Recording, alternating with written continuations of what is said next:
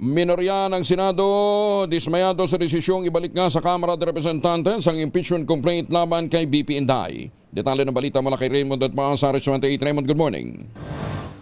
Hindi tinago ng mga miyembro ng minorya sa Senado ang pagkadismaya sa desisyon ng mayorya na i-remand o ibalik sa Kamara de Representantes ang impeachment complaint laban kay Vice President Sara Duterte.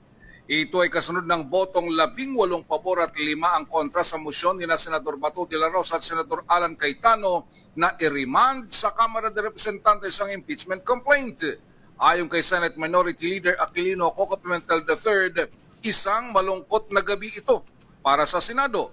Sabi ni Pimentel, kung meron mang saving grace ay ang summon na ipinalabas ni Senate President Chis Escudero bilang presiding officer kay VP Sara na kailangan pa rin niyang sagutin sa loob ng 10 araw.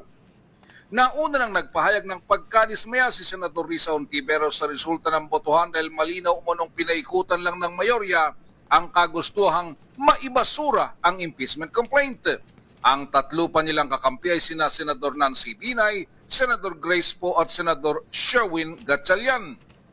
Narito si Senador Coco Pimentel. Basta kami no, wala kami responsibility doon sa ambiguous motion na yun. Kung ano man ang effect nun, sila ipa-explain natin. But this has been a very disappointing night for the Senate.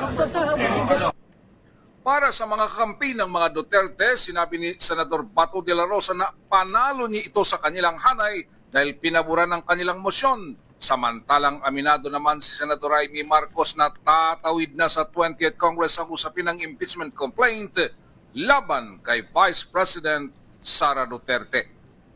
Ito si RH28 Raymond Adpaz para sa DZRH, una sa Pilipinas, una sa Pilipinas. Maraming salamat, Raymond.